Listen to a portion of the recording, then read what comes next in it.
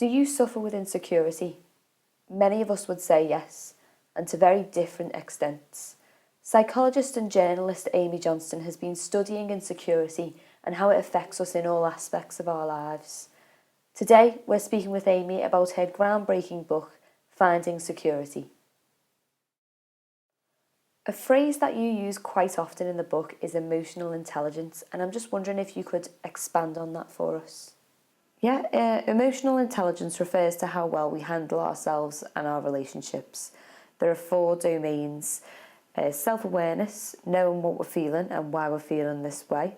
For example, good intuition. The second part is self-management, which means handling your distressing emotions in a distressing situation, an effective way of tuning them when necessary, as every emotion has a function, and we must even marshal positive emotions, as sometimes they can become too much for a situation. So, for example, being enthused about a situation. We must align our emotions with our passions and our actions with our passions as well. The third is empathy, knowing what someone else is feeling.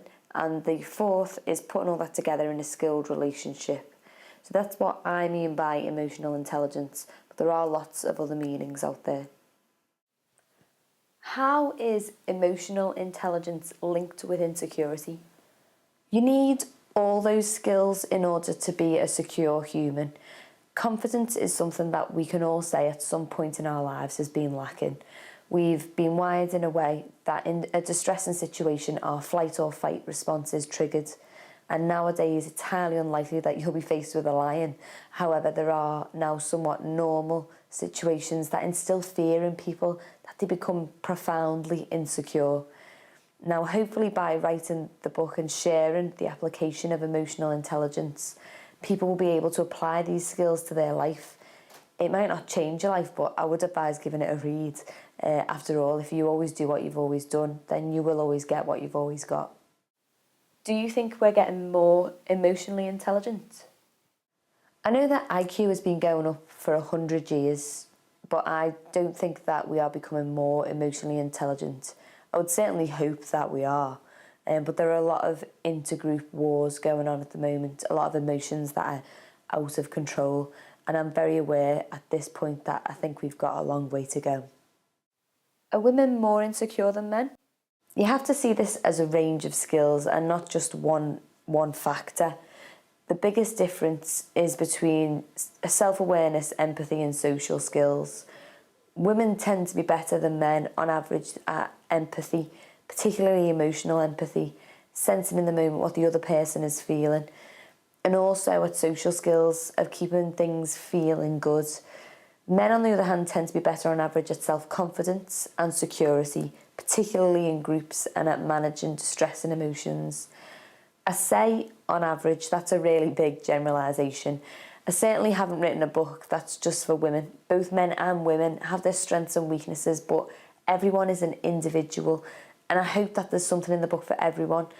The interesting thing that I think is that if you look at the leaders across, say, the business sector, the top 10% in any business are both between men and women. There's no variable between self-awareness, empathy and social skills. So in those roles, you have someone who is a secure human. One of the chapters in the book is called Managing with Heart, and I'm sure many people reading it would think that their boss has not read that chapter. Yeah, you're quite right. Studies have shown that those who lead with confidence and openness are more likely to achieve the mission set out by their company. The managers that are aggressive and bullying, they really aren't successful, and that comes from an inner root of insecurity in themselves.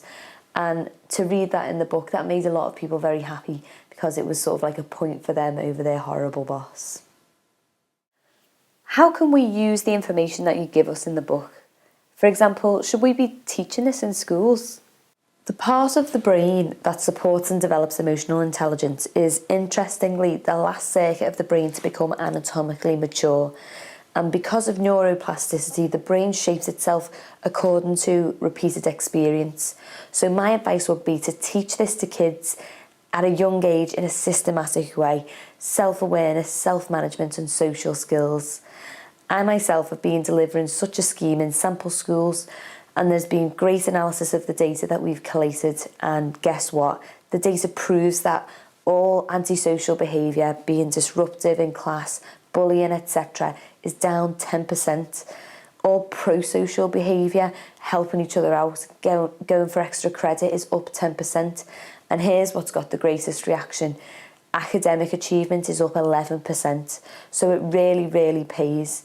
The executive brain function shows that whilst these kids learn these skills, they're also learning how to learn. So they can use their skills whilst learning the actual academic things that they need to learn in school. So it really, really, it pays tenfold.